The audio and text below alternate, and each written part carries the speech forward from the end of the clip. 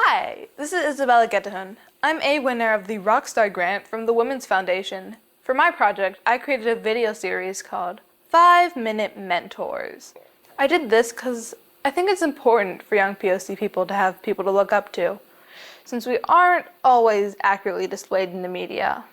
And I made it short so that way you can do that while washing the dishes. I'd like to thank all the awesome mentors that I interviewed. Miss Jeanette Rice, a Fox 5 TV anchor, Miss Sharita Harrod, an engineer and educator, Miss Stephanie Medina, an entrepreneur and beautician, Miss Erica Pereira, an educator and administrator, and Miss Mallory Striplin, my peer mentor. I hope you all learned something watching this series. I definitely learned something creating it. Thanks for watching, and enjoy. I'm here interviewing Jeanette Rice. Right. Rice. So, tell me, what exactly do you do? I am a morning anchor for Fox 5 in Washington, D.C. So I start my show at 6 o'clock in the morning. I wrap up at 11 and I give the news of the day and do live interviews. And how long have you been in that profession? I have been in journalism for 10 years. What are some struggles you've faced in your line of work? I would say confidence. You've got to give off an air of confidence, whether you're anchoring or reporting, when you're doing these live shots, kind of an air of authoritativeness. And so feeling confident and comfortable in myself, it took a little bit. It just takes practice and eventually you get more comfortable. So, other than practice, do you do exercises to perhaps gain more confidence? It's hard in this business because what typically makes you nervous is the live element. And so it's hard to replicate that. What you can do is eliminate the other challenges, meaning, for example, how to better tell your story. For me, it's bullet points or knowing the material really well so that I'm not forgetting right on the spot and I'm getting even more nervous so that I can just focus on my delivery when I already know the subject really well. And what would you say to people who want to be like you? If you want to get in this line of work, I would say be really well read, know your history, enjoy reading books, enjoy writing, and having a good sense and dose of curiosity is helpful. And why did you choose this job? I have always been really curious and I enjoy reading and writing. So it came naturally once I chose it. It wasn't until someone had suggested it to me though that I considered it. What have been your experiences as a female person of color?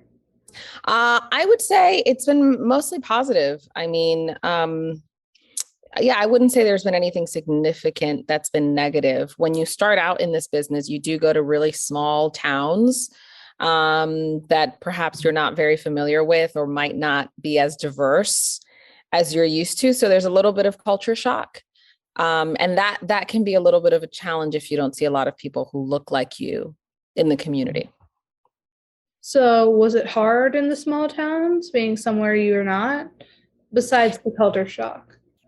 Yeah, I went to Little Rock. I'm from Rhode Island, so it was a big change. That's in Arkansas, and it was not as diverse as I was used to. So you do run into people who perhaps are not used to interacting with people like you, and so you just try to educate them, or you develop thick skin.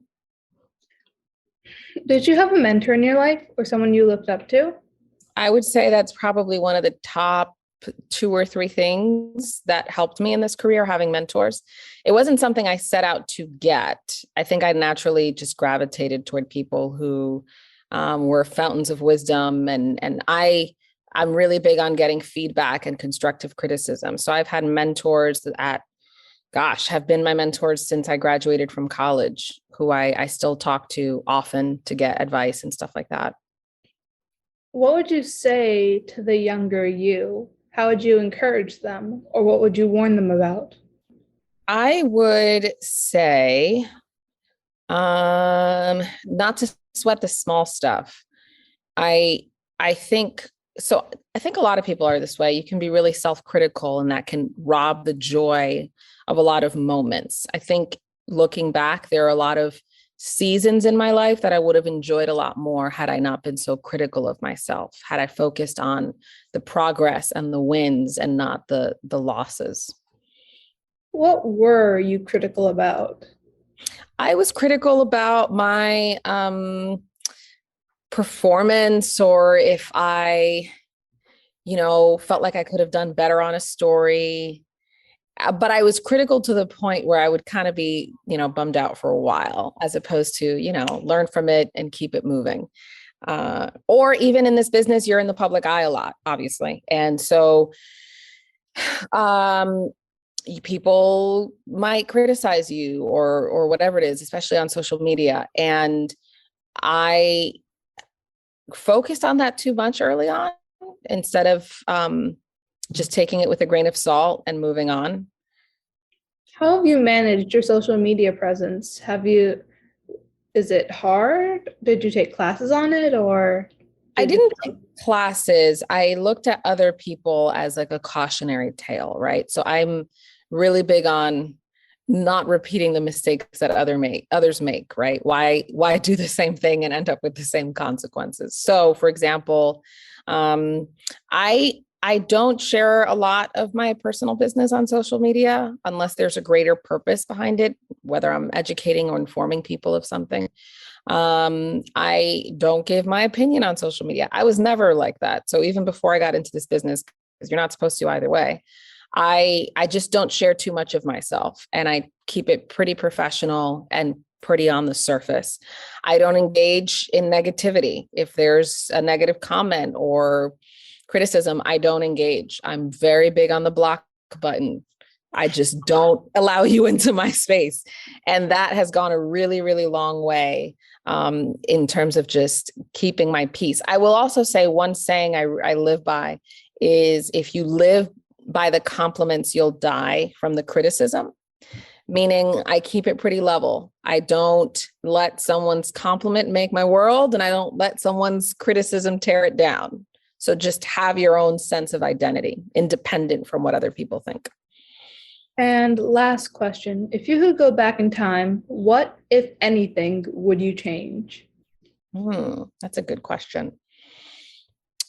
If I could go back in time, I think I would develop more friendships in the markets that I was in. So when you're in this business, you move around a lot. So I was in Little Rock, I was in DC, and then I went to Philly, and then I came back here. Some people move around even more. And because I knew it was very temporary, I didn't develop the friendships that I could have. I just kind of focused on work. And I think I would have done a better job of that. Thank you for your time.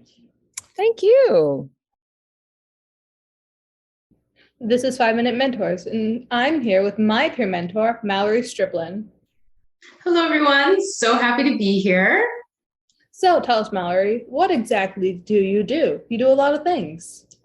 I do a lot of things. So I am a tutor. I tutor kids ages 3 to 17 years old. I am a women's U.S. lacrosse official, and I am also a lacrosse coach.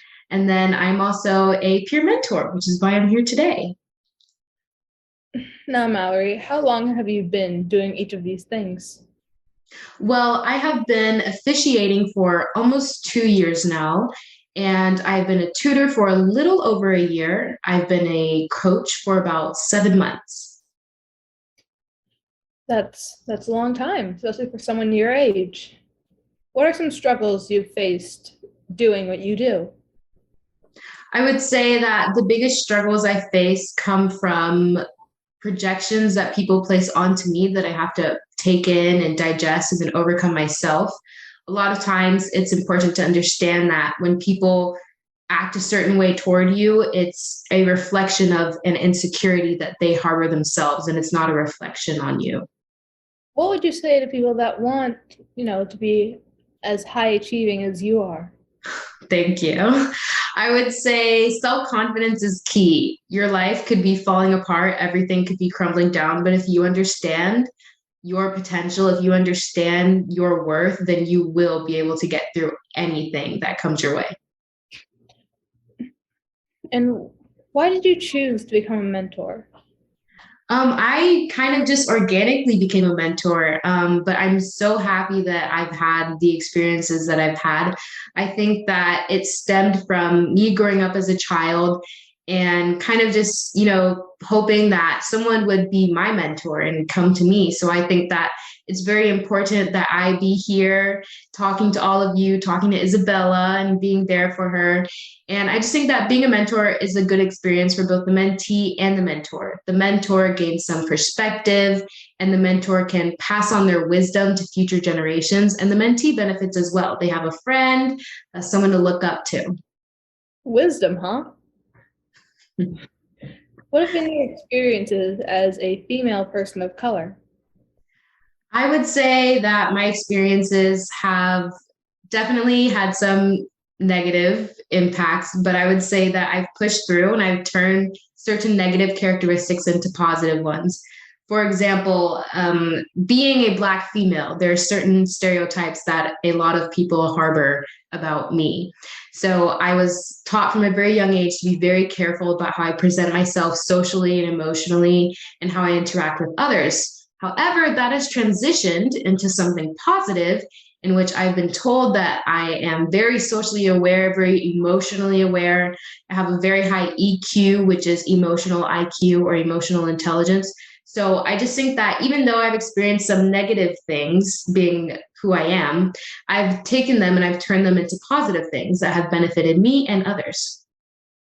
Now, have you ever faced discrimination? Yes, I have faced discrimination, and I've faced discrimination in the fields that I participate in. It comes from my colleagues, it comes from potential students, it comes from potential parents of students that I may have. And it's mostly in the form of doubt or underestimating my abilities because of my identity, being a Black girl. And I really do think that this can be very detrimental to someone's self confidence. But if you don't let it get to you and understand that it has nothing to do with you and it's based on overgeneralized beliefs about you or people who look like you, and you just keep going and understand that you can keep going, then you will succeed and push past it. Inspirational. Now, how did you gain insight? Maybe a mentor, perhaps? Yes, everything I have learned from my own mentor, who is my mother. She created who I am today. Everything positive about me came from her. I would say I can't really take credit for any of it. It's literally all her. I would just say that mentors are formed organically. You don't have to, go out of your way to find someone. They'll come into your life naturally. And it doesn't have to be some super, Harvard Law graduate. It can be, that would be great. But it can be anyone in your life who you look up to, and that can really help deepen your relationship with them. Now, do you have advice for what you would say to a younger generation? That's a great question. Advice I would give is there's a lot of information out there, a lot of misinformation out there. There are a lot of good things and bad things that have come with technology. And focusing particularly on the bad things, try to find a life outside of the internet or outside of social media. Don't connect yourself to anything that's just on a device, on a phone, on a laptop, on an iPad, on a computer. Try to truly just take time to disconnect and reflect on yourself and form bonds and work on yourself instead of just totally connecting your life to the internet, because it's very easy to do so. And if you could go back in time, what, if anything, would you change? Well, that's another great question. If I'm being completely honest, I don't think I would change anything. I'm very happy with where I am now, and I believe that anything unfortunate or anything I didn't like that happened to me in the past has been a learning experience, a very valuable learning experience. Thank you for your time, Miss Mallory Striplin. Thank you. Hi, this is Isabella with 5 Minute Mentors here interviewing Miss. Erica Pereira. Thank you, Pereira. So, how long have you been in your profession? So I started working as the teacher about 20 years ago. And for the last 17 years, I've been working with DC Public Schools. And what are some struggles you face in that line of work? I think the struggles I faced when I started teaching was obviously just getting used to working in a classroom full of students. I started in middle school, so that's kind of a difficult age sometimes, both academically and then just kind of social emotionally. So there was a big uphill learning curve for me when I worked with that age group. And then I worked with elementary for many years. So I guess some of the struggles were just kind of understanding the pedagogy of working with different age groups of students. That's kind of like that's kind of the struggles I faced when I was in the classroom. Since I've been out of the classroom and working for our central office, I feel like the struggles have included it's like a big bureaucracy. There's a lot of different departments, and sometimes to get movement happening, things go a little bit slow. And you may have a great idea or a great project in mind, but they don't, it's not always accepted. And or if it is, it takes a lot of input from other people that you're working with. So I think probably the struggle where I am right now is a little bit of the bureaucracy that I face. And how do you manage yourself in that bureaucracy? I've worked hard to collaborate and be very collaborative with the different teams. So I think relationship building has been the key for me to manage my struggles, because then I have, these connections with people, through work to kind of see projects through and, get feedback and not feel so stuck. And why did you choose this line of work? So when I was your age, I did not want to be a teacher. I did not want to work in education. My mom was a teacher, and I just thought like that was just not a profession for me. But then when I got into college, I started volunteering, teaching English as a second language for actually adult immigrants in Northern Virginia, in the Alexandria area. I thought I wanted to go to law school, so I worked in a law firm, for an immigration law firm, because I always kind of had an interest in kind of immigration issues. And so I worked at the immigration law firm, but it just did not fit me. And I remember I was like, the happiest I was when I was teaching in a classroom. So I decided to go back and get my master's degree in education, and specifically international education with a focus on English as a foreign language or English as a second language. And did you have a mentor in your life? I did. So when I was in the classroom teaching, I taught at a middle school for 3 years, and a lot of us were newer teachers. I didn't really have a mentor there. But then I moved to elementary school, and I was fortunate because the school I worked at, about a third of the teachers were brand new, kind of like I was at the time. A third had been working for me like 15 years. And then there was a third of the teachers that had worked over 20 years in education. So it was a nice range. So I had like kind of old school mentors with like, just a lot of tips and tricks from like all their years of teaching. And then I had kind of a mid-range of mentors that have been teaching maybe 10 years. So they kind of had best of both worlds. So I felt nice. It felt nice to have kind of a diverse range of mentors. That's when I was in the classroom. And then as I've worked in the central office, I definitely have had, most recently, my boss has been like my mentor.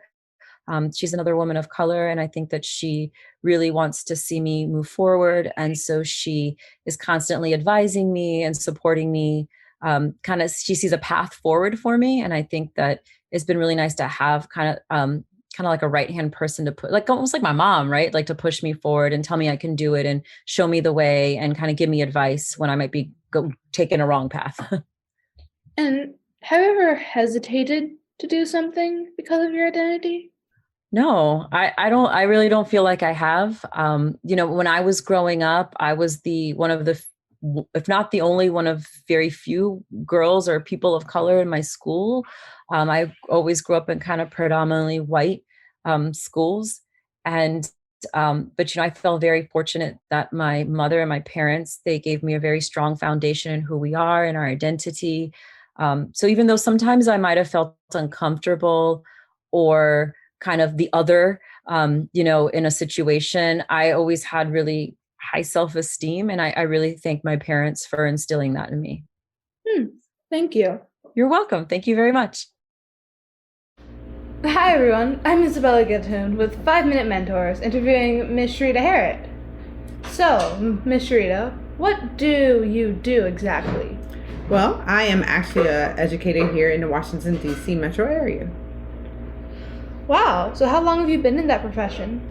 I have been an educator here for about 23 years. What are some struggles you face in that line of work? Some of the struggles I have faced in that line of work definitely has been more on the lines of when I'm not able to reach every kid. Every day you go in with the intention of being able to teach your kids, embrace them, try to immerse them into the content that you're instructing every day, but unfortunately you're not always able to reach every student. What would you say to someone who wants to be like you?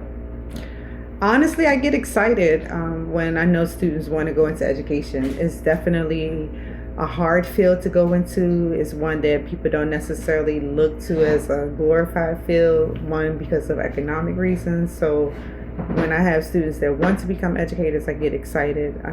I get even more excited when I know students want to be either math or science teachers.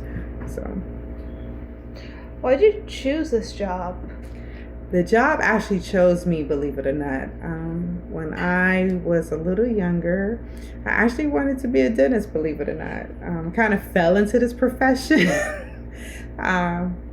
When I was my teens, early 20s, my aunt kept telling me, you're destined to be an educator, but I kind of feel like I have to let you go through, these rounds to figure it out for yourself. So eventually it kind of came to fruition on its own, and here I am. So, what have your experiences been being a female person of color? Being a person of color in education has definitely had its ups and downs. I've had to prove myself to a lot of people that not only do I have the educational background, but I have the grit to do the job that most people think the others can do. So I've had to work really, really hard at what I do each day to show them that I'm capable, meaning a lot of long hours. Weekends have gone by, sacrificing family, events and time with family and friends, and even with my own son. Have you faced discrimination in your line of work? I would definitely say I have, but more indirectly. Nothing face on, but I definitely can say I've felt it in some ways. Definitely, I could say also gender-based discrimination. Yeah. And how did you gain insight into your career? I have been mentored by some awesome educators from the past. Many of them have retired now, but when I first came in, they took me under their wing and guided me along in my first 10 years or so in education, and made sure that I had the foundational knowledge I needed in order to be a great educator, not only in the classroom, but outside of the classroom. And they have kind of helped shape who I am today and actually put me towards the path of leadership. So my hat is off to them. I owe them a great deal. Have you ever hesitated to do something because of your identity? I did. I would say that it probably delayed some things that I probably should have done earlier on in my career. Some things that I probably would not be able to have the opportunity to do today. I could say I have some regrets about that. And final question. If you could go back in time, what, if anything, would you change? If I could change anything, I probably would not have hesitated to go into education earlier on, but definitely would have explored occupational therapy. I get an opportunity to work alongside some of my colleagues with my students in that area. And unfortunately, because I don't have that set of expertise, I can't fully immerse myself in some of the techniques that they implement with my students. But I thoroughly enjoy, some of the things that I do get to do with them, and wish I would have explored that area a little bit more. Thank you for your time, Ms. Sharita. Thank you for having me.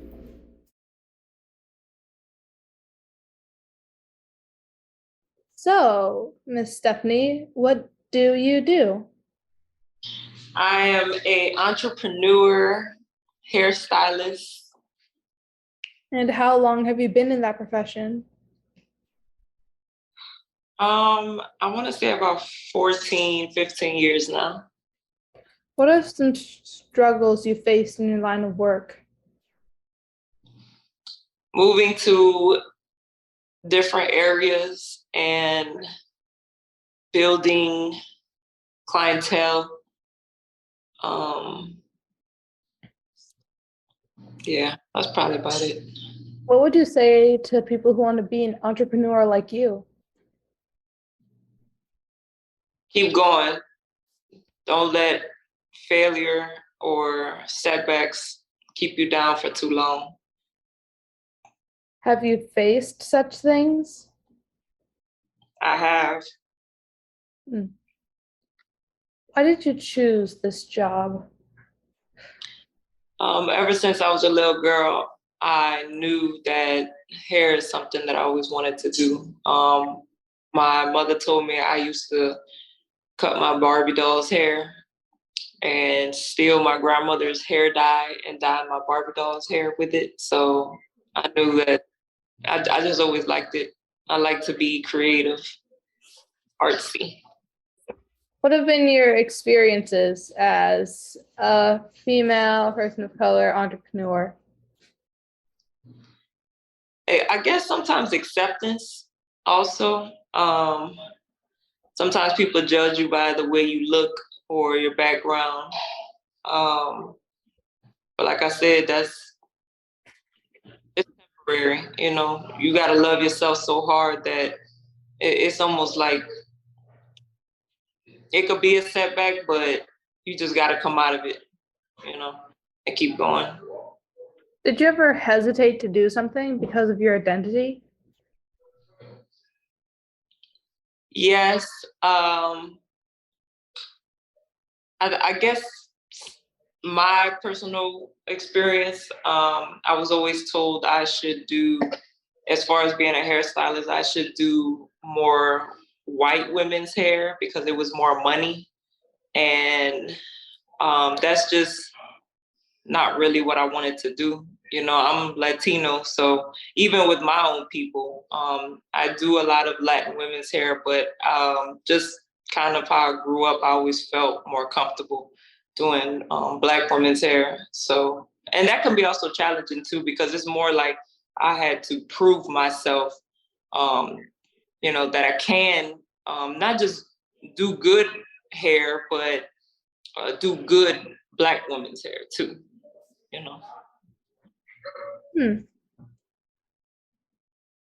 What was it hard trying to prove yourself? And who did you have to prove it to? I guess to Black women, to Latin women, to I guess just different type of women, because you can look one way and people might judge you and tell you to do that. But if you know that you're going against the grain, that's not really what you want to do. I think you should just go after what you love and what you feel deep down inside is right, regardless of what somebody is telling you, what direction they're telling you to go to, What would you say to the younger you? How would you encourage them?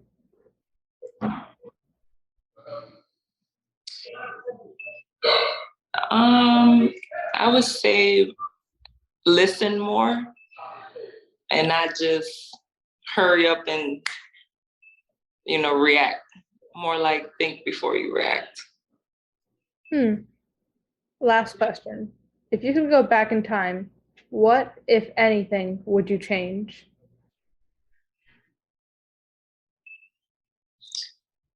You know what? I don't think I would change anything, to be honest. I mean, I am who I am now, and I can't live life with regrets. I mean, if anything, maybe stay in school longer. um, I don't know. I don't regret anything in my life, to Hmm. be honest. Thank you for your time. Thank you. If I've learned anything throughout this process, it's that you can find a mentor anywhere. It's a give and take relationship. They learn about themselves, and you learn skills that can help you. You can find a mentor anywhere, no matter the age, no matter the experience. It depends on your needs. What I've learned is mentors aren't defined by age, status, or even where they are. You can find help anywhere. Don't be afraid to reach out, and don't be afraid to ask.